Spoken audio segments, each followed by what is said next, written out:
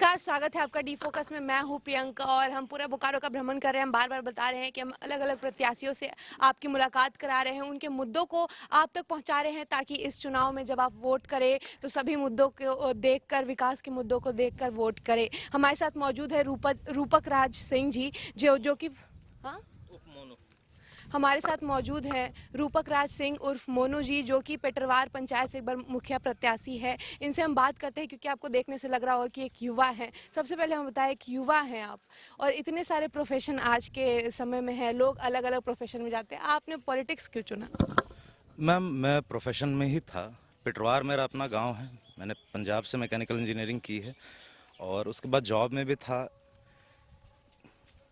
लेकिन उसके बाद फिर मेरे फादर साहब के रिक्वेस्ट पे मैं पिटवार आया कि पिटवार हमारा गांव है और यहाँ पे बहुत सारी चीज़ें ऐसी हैं जो अभी तक नहीं हो पाई हैं। अगर आसपास के आप इलाकों से इसकी कंपैरिजन करना चाहें तो हमारे पिटवार में आज भी बहुत सारी मूलभूत ऐसी समस्याएं हैं। रोटी कपड़ा मकान अभी वही पूरा नहीं हो पाया है। तो डेवलपमेंट के लिए बहुत सारी चीज़ें थी। तो जॉब क्विट करके मैं इस प्रोफेशन में आया, राजनीति के अंदर आया।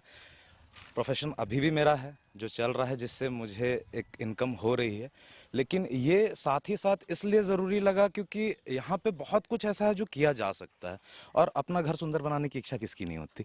तो इसलिए हम लोग इसमें आए ताकि लोगों को जो बेसिक नीड्स हैं, जो उनकी बेसिक रिक्वायरमेंट्स हैं, यानी रोटी कपड़ा मकान, जो सरकार की तरफ से उनको मुहैया कराई जाती है।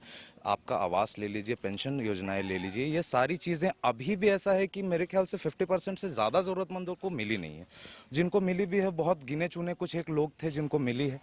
बाकी जनता अभी भी इससे नादारद है। आपका इनको क्या कहना है कि जो निवर्तमान मुखिया ने 5 साल जो बिताए हैं और एक्सटेंशन 2 साल जो मिला उन्हें, उसमें क्या उन्होंने काम नहीं किया?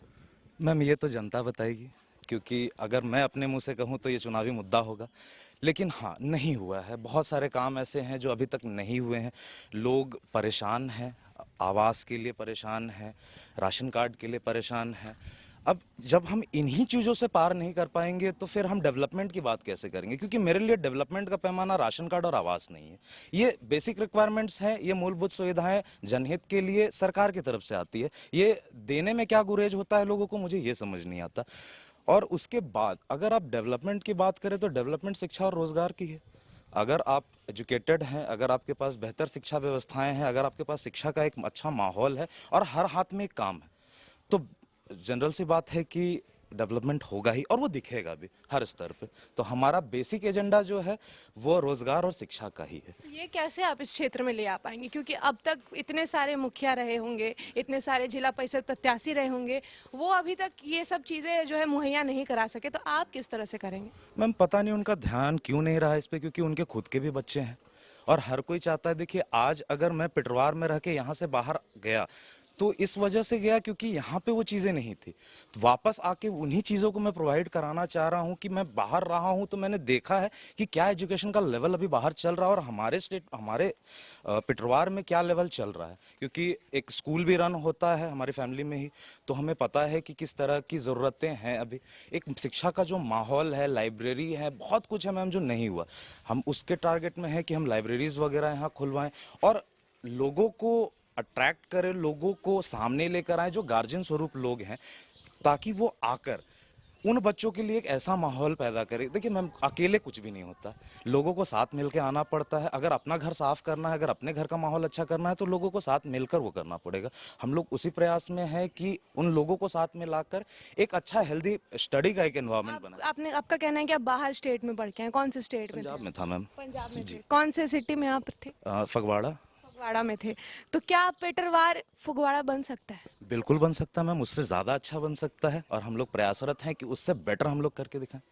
तो क्या अब कह सकते हैं कि जो बच्चे हैं, जो अब युवा जो आगे बढ़ रहे हैं, उनको पेटरवार में वो सुविधाएं मिल सकेगी अगर आपको वो चुनकर लाते हैं? जी मैम, बिल्कुल मिलेंगी। एक शिक्षा का माहौल और उसके बाद रोजगार, महिला सशक्तिकरण पे भी हमारा जोर है कि अगर महिला के हाथ में काम होगा तो घर मजबूत होगा, घर मजबूत होगा तो मेरा पिटवार मजबूत होगा।